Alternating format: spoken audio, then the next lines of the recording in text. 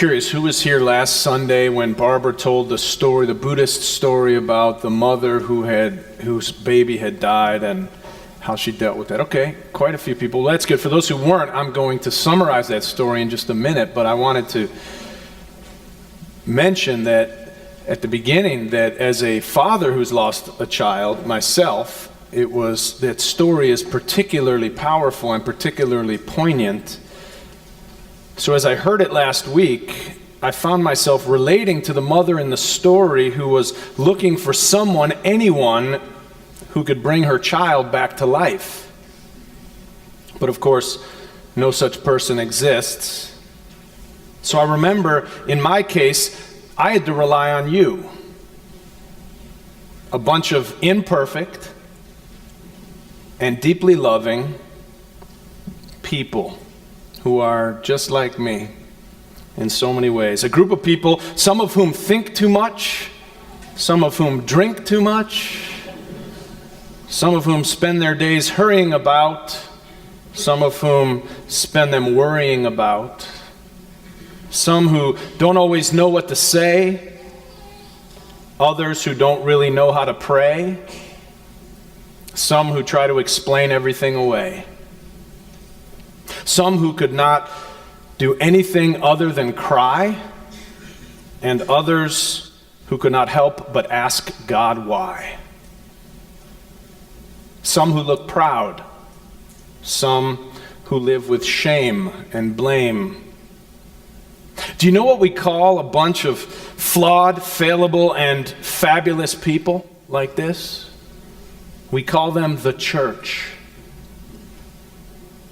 A group of people who've connected their lives together, in our case, not by a set of beliefs or doctrines, but by a covenant.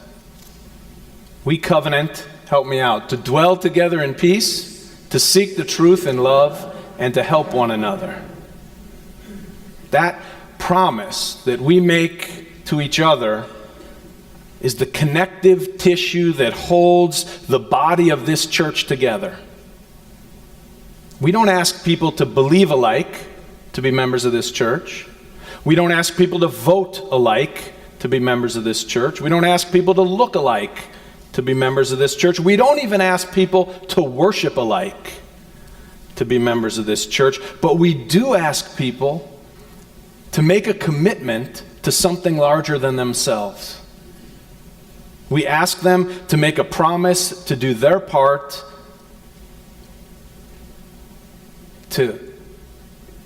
for the good of this body, this community and its members. And we do it in good times and we do it in bad times. We do it when we're up. We do it when we're down. We do it when we're winning awards and recognitions by the community. And we do it when no one else is watching. This month's theme is endings and death. And as I mentioned, our Sunday school this month is working with this Buddhist story that I mentioned about a woman who has lost her child. In the midst of her inconsolable grief, she went to the Buddha to see if he could bring her child back to life. And surprisingly, the Buddha said that he could help.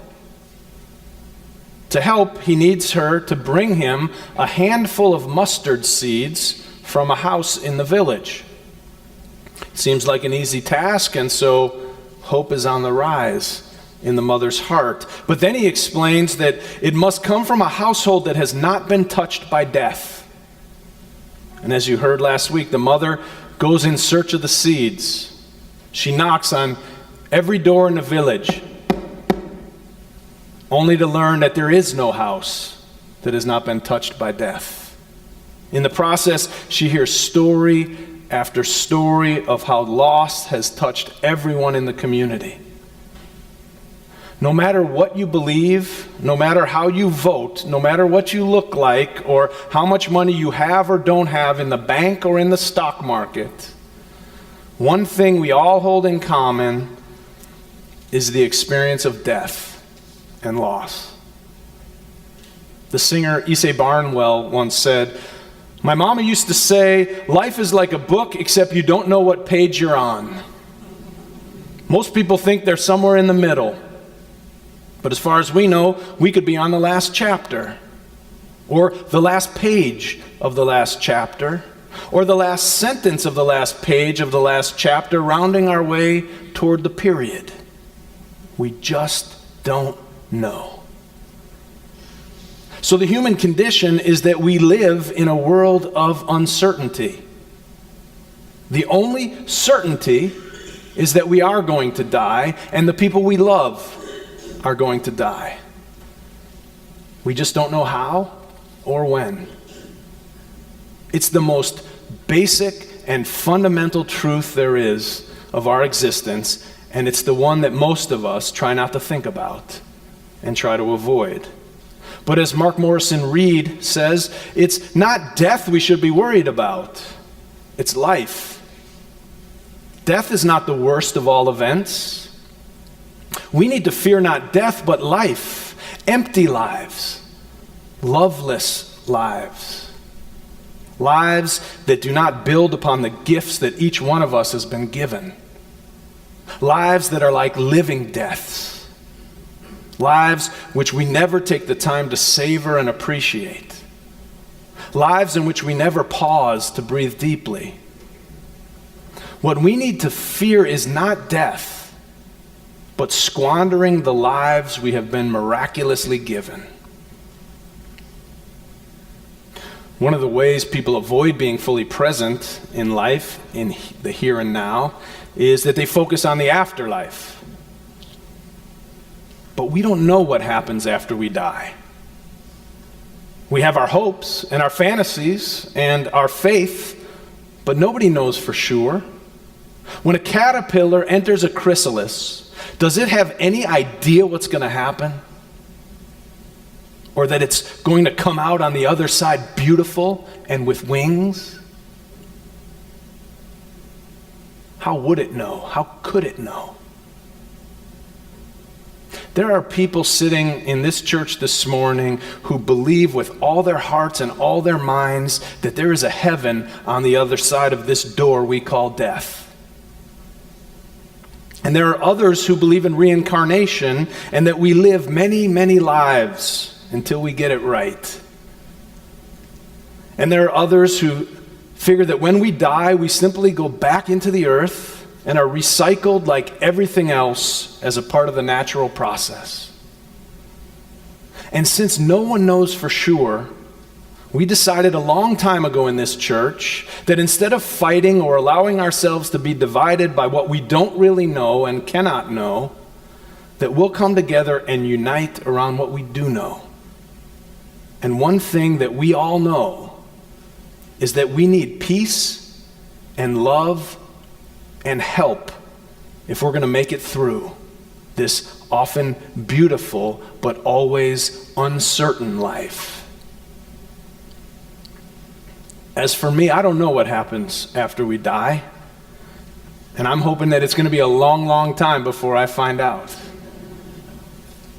But I'll admit that when I pray with people who are dying, like I did this week with a lovely woman named Hazel Passmore, who died on Thursday, I asked her what she thinks happens after we die. I don't know, she said. You're so at peace, though, I mentioned as I looked at her, a bit in awe at her incredible composure and grace. Because she knew, and I knew, that this was likely our last encounter, because it had been made clear that she only had a day or two to live. Are you afraid at all, I asked? No. And that's when I said, well, if it turns out there is a heaven, and you do get to see people who have gone before, if you see my daughter on the other side, please give her a big hug for me and tell her I love her and I miss her and that we're all doing okay. Hazel then smiled with the sweetest smile underneath her clear plastic oxygen mask and promised that she would. And even though the thought of how that could actually happen requires a suspension of disbelief, In moments like that one between me and Hazel, the song behind the words is that those who've died and those who are dying and those of us who are still alive are inextricably connected in love. Hazel was about 80 years old. So she was familiar with the feelings I was expressing of love and longing and the hope, a hope that transcends all understanding. It's lodged in that part of even the most rational among us that entertains the idea that just maybe there is something else. And I can imagine that being reminded and feeling that feeling as she lied there fully conscious, staring death in the face, reminded her of how her loved ones will feel after she's gone. A reminder of the way in which love and longing and hope connect us to one another even beyond the veil of death. I don't know about you, but when it comes to be my time to die, if I have anything to say about it, I want to look back on my life and say, I loved well. Not perfectly, but well enough. And I made some small difference that may help create a more positive future for those who come after me. And that's one reason I'm part of this church. For me, joining a church is an admission that life and death together are more than I can deal with alone. The psychologist Carl Jung said that everyone has to come to a point of sacrificing their pride and ego and must confess that we are fallible and human. And he says, until we can do this, we are really cut off from humanity. And it's pretty cold and lonely out there among the saints. Remember, this is All Souls Church, not All Saints Church. I couldn't be the minister of All Saints Church. I'm just not that good. The church is the only institution I know of in society that has the power to help us face loss and dying and to live as if our days were few. For me, it boils down to three things. All life is change. We are here on this earth to learn to love. And we need one another. Every moment of our lives is change. Change means that one thing has died or ended and something new has begun. We have to let go of each breath so that we can take in the next one. We have to let go of every moment so that we can be awake to the next. Every second of our lives involves something dying or ending and something new being born. Can you live with that sense of immediacy and impermanence? Because how we deal with these little daily endings and deaths is what prepares us, in fact, for the big death at the end of our lives. How well we learn to navigate change will impact how well we feel when we come to die. People who don't learn to face the little endings and the smaller changes and losses throughout their life are the ones who are not ready and are not at peace when they come to die. I see it sometimes. People who never learned to grieve and mourn spent their lives escaping it, running from it. Those who never let themselves cry and who won't show their pain or their fear or their vulnerability to others. People like that don't have much to offer. At least not to me. If a person seems too put together, like we often do when we show up at church all dressed up in our Sunday best, then it's as if they're living apart from reality in some sterilized, artificially sweetened, hermetically sealed bubble that is nothing like the life that I experience. And when such people come to the end of their lives, they find that they haven't really lived. It's not death that we should fear. It's life. Unlived lives.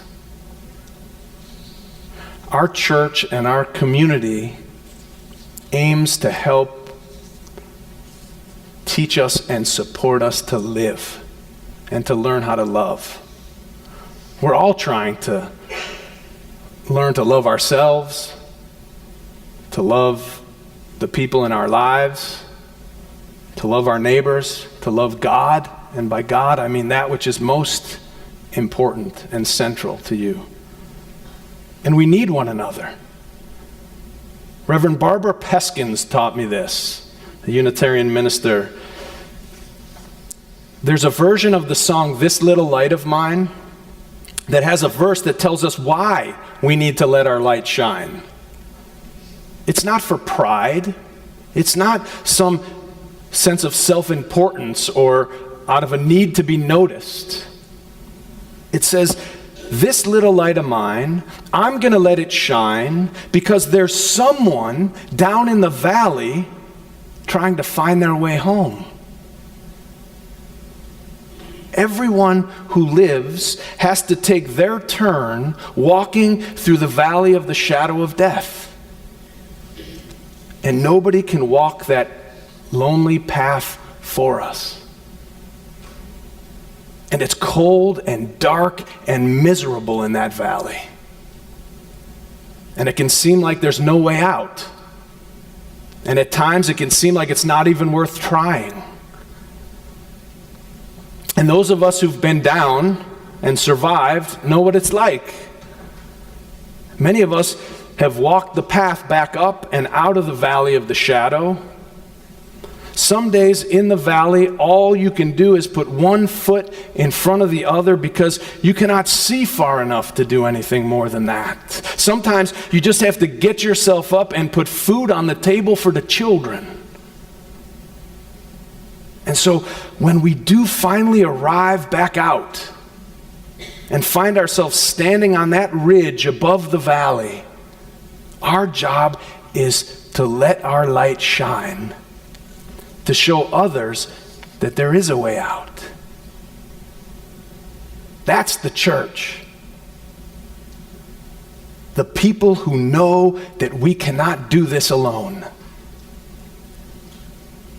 The prophet Isaiah said, "Those who have walked through the valley of the shadow of death, from them comes a great light." And so we sing and praise and love and learn to let our light shine down in the valley, because we know that there is always someone down there trying to make their way home. If I were told that I was going to die tomorrow, and someday we will all come to the last day of our lives, I'd want to spend today with my wife Anitra and my children and a few close friends. I'd tell them I love them, and I would cherish hearing them tell me they love me. And I'd be thankful that we found this church, because I know that you'd be here to help Anitra pick up the pieces, and you'd help Elias and Lila continue to discover their unique genius, whatever it turns out to be. I know you'll shine your light so that they could find their way home. When that day comes, I'll close my eyes, knowing in my heart that I've been a part of something that really matters in this world. I hope I live a long, long time. But if I die before we meet again, I want you to know how thankful I am that you're a part of my life. And that you're a part of this institution we call the church. You can forget religion as far as I'm concerned. I don't have a lot of use for it. Even as a minister, I will tell you that religion is way overrated.